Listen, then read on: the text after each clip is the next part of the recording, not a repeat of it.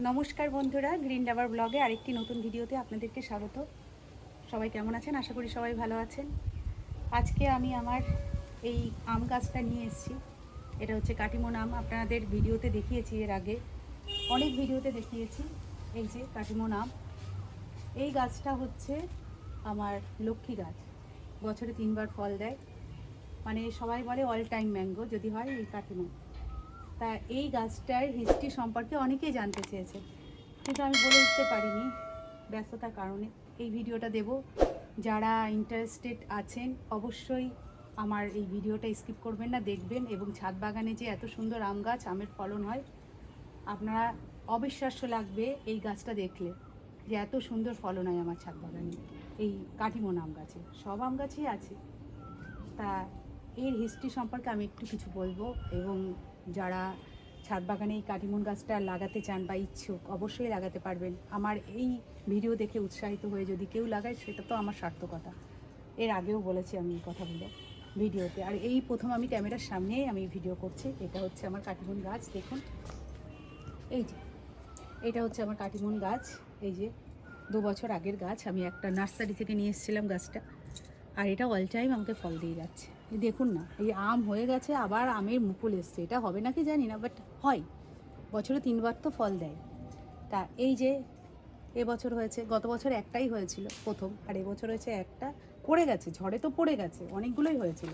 এই একটা দুটো, এইগুলো আবার ভুল করবে না, এগুলো কিন্তু আমার আম্রপালি আম, এগুলো কিন্তু কাটিমন না। এই যে ঝুঁকে এসে, এইগুলো হচ্ছে আম্রপালি দুটো। আর ওই পাশে আছে মনে হয়, ওই যে ওই পাশে আছে, সেটা আমি কি করে দেখাবো।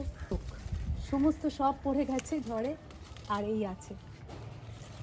এই যে ওই পাশে আরও 3টে রয়েছে। এই যে এই যে এই যে এই যে আর এই দুটো, যাই হোক 5টা আম আছে এইটুকু গাছে। আর এর হিস্ট্রি সম্পর্কে বলতে কি, এই কাটিমন আমটা আমাদের এলো কী করে, আমাদের এই দেশে ভারতবর্ষে এলো কী করে, অনেকেই জানতে চায় কেন এলো। এই কাটিমন আমটা আমাদের দেশের না, এটা হচ্ছে আমাদের দেশের নিকটবর্তী দেশ হচ্ছে থাইল্যান্ড, আমাদের ভারতবর্ষের। সেই থাইল্যান্ডের নাম ডকমাই, থাইল্যান্ডের একটা আম আছে নাম ডকমাই। সেই নাম ডকমাই আম আর আমাদের দেশের আম্রপালি আম, এই দুটো বিজ্ঞানীরা সংকরায়ন করেছে। সংকরায়ন করে আমাদের এই কাটিমন আমটা তৈরি করেছে, আম গাছটা কাটিমন আম। সুতরাং তাহলে এই আমটা 2 দেশ মিলিত হয়ে হয়েছে। এক হচ্ছে আমাদের ভারতবর্ষেরও অবদান আছে, আবার আর থাইল্যান্ডেরও অবদান আছে।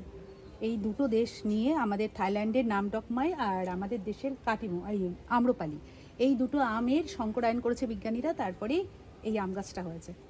এই যে তাহলে অবদান হচ্ছে 2 দেশের, ভারত এবং থাইল্যান্ডের। আর এই আমটা মানে ছোট টবে, তারপরে ছাদ বাগানে হতেই পারে। আমি তো যেমন বেডে দিয়েছি, ছোট টবেও করা যায়। আর বছরে 3বার অল টাইম আম পাওয়া যায়।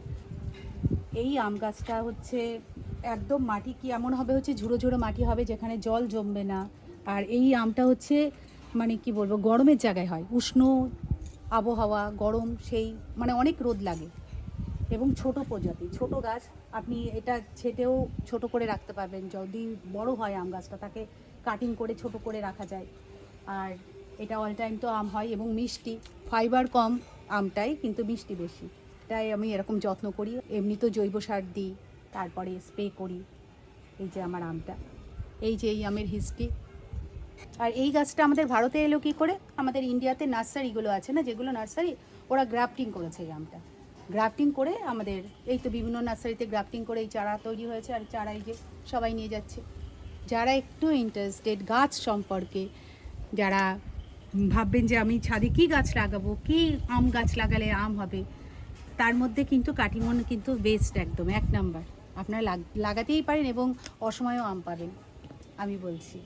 আর কীভাবে যত্ন পরিচর্যা, সেটা তো আমার কাছে কমেন্টে আসলেই আমি আবার বলে দেবো। আমি তো এইভাবেই যত্ন করি। এই তো আমার ছোট্ট গাছ।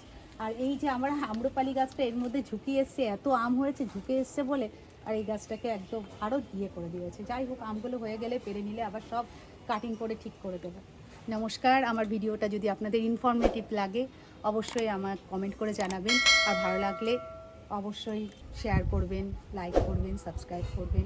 এতক্ষণ আমার এই ভিডিওটা দেখার জন্য অসংখ্য ধন্যবাদ আপনাদের। সবাই ভালো থাকবেন, টাটা।